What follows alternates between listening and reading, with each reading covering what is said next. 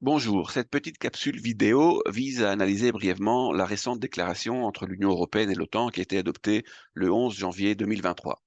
Alors, la première question qu'on doit se poser par rapport à cette nouvelle déclaration est pourquoi l'Union européenne et l'OTAN ont besoin d'adopter régulièrement des déclarations communes? Parce qu'il faut savoir que c'est la troisième déclaration commune Union européenne et OTAN, la première ayant été adoptée en 2016 et la deuxième en 2018 et la troisième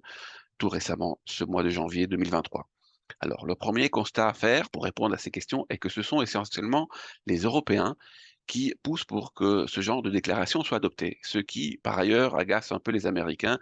qui considèrent que c'est un exercice assez futile et perte de temps de vouloir adopter ce genre de déclaration. Mais le problème est que les Européens n'ont pas encore clairement défini ce qu'ils veulent et ce que doit être dans son essence profonde la défense européenne et surtout quelle est la place de cette défense européenne dans le plus vaste processus d'intégration européenne. À ce sujet, ils ont les idées confuses. Or, la défense européenne est quand même un projet politique qui se définit et se décline par rapport aux États-Unis et par rapport à l'OTAN. Et si les Européens ont donc les idées confuses par rapport à ce que est la défense européenne et la place qu'elle doit avoir dans la construction européenne, ils ont forcément également les idées confuses par rapport à la relation que la défense européenne et l'Union européenne doivent avoir vis-à-vis de l'OTAN. En général, lorsque les Européens ont les idées confuses, qu'est-ce qu'ils font? Ils tendent à vouloir adopter des doctrines, des stratégies, des boussoles stratégiques ou alors des déclarations solennelles dans l'espoir de s'éclaircir les idées ou du moins dans l'espoir de faire croire qu'ils ont les idées claires. Dans le cas plus spécifique de cette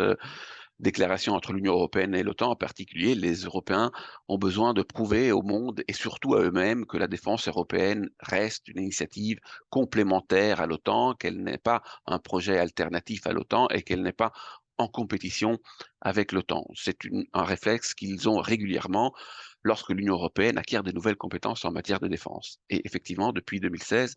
l'Union européenne a acquis de nouvelles compétences en matière d'industrie de défense en tant qu'acteur de la base industrielle et de défense européenne. Que dit plus précisément cette déclaration entre l'Union européenne et l'OTAN? En premier lieu, elle condamne sans équivoque l'agression russe vis-à-vis de l'Ukraine, elle manifeste toute sa solidarité vis-à-vis de l'Ukraine et elle reconnaît l'intégrité territoriale de l'Ukraine, le droit international et elle déclare, elle annonce que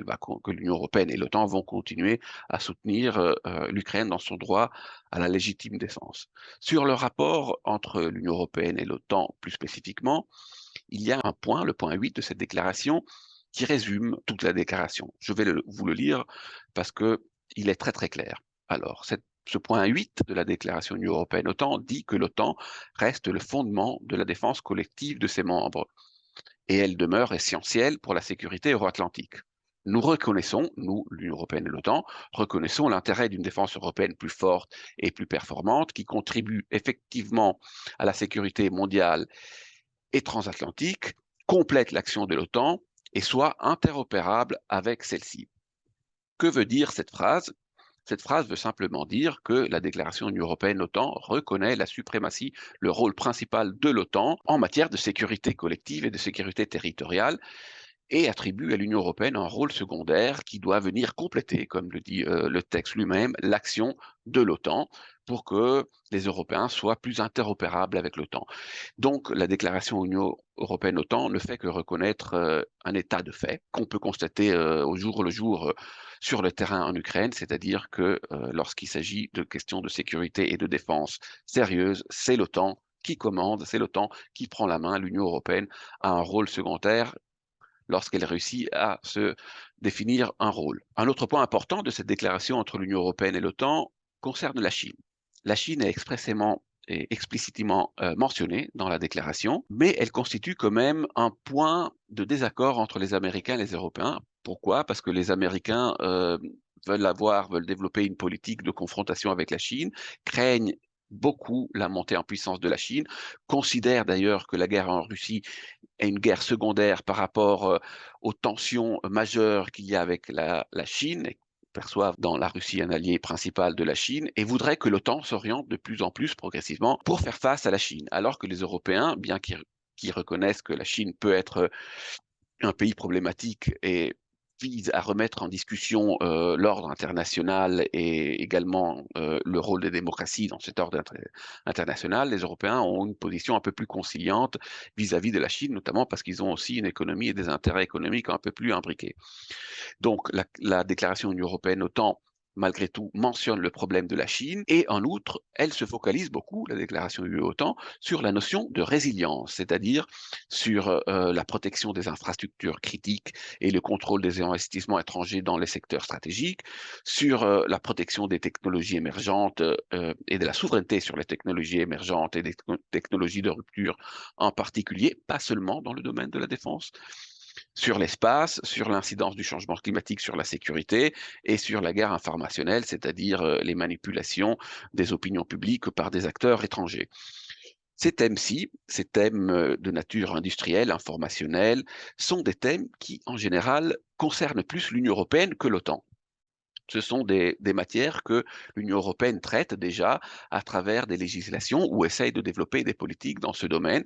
Et on comprend bien que c'est une compétence de l'Union européenne plutôt que de l'OTAN, qui est une alliance purement militaire. Donc on pourrait se demander si cette déclaration entre l'Union européenne et l'OTAN ne vise pas un peu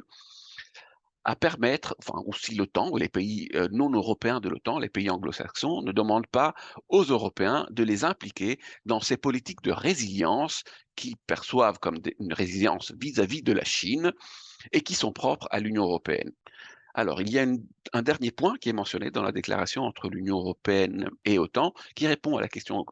que je viens de poser. C'est un des derniers points et ce point dit textuellement, dans ce contexte, nous considérons, nous, l'Union européenne et l'OTAN, nous considérons que la transparence est d'une importance cruciale. Nous encourageons la participation la plus large possible des pays de l'Alliance qui ne sont pas membres de l'Union européenne aux initiatives de celle-ci. Voilà donc que, à travers cette déclaration UE-OTAN, effectivement, on peut constater que les pays non membres de l'OTAN, principalement les pays anglo-saxons, demandent à pouvoir être impliqués dans les politiques propres à l'Union européenne qui concernent la résilience dans le domaine industriel, dans le domaine économique, dans le domaine informationnel, qui sont souvent des secteurs civils et pas exclusivement militaires. Qu'y a-t-il de nouveau dans cette déclaration entre l'Union européenne et l'OTAN? Pas grand-chose, ou je dirais même presque rien. Ce sont tout ce qu'on vient d'analyser, ce sont des choses qui étaient déjà bien connues. La relation entre l'Union européenne et l'OTAN probablement n'évoluera pas, et ce qui veut dire que l'OTAN restera la pierre angulaire de la défense en Europe. L'Union européenne pourra avoir un rôle secondaire qui se décline essentiellement dans le domaine de la politique industrielle et dans la résilience, un secteur dans le cadre duquel les pays non membres de l'OTAN tentent d'avoir leur mot à dire.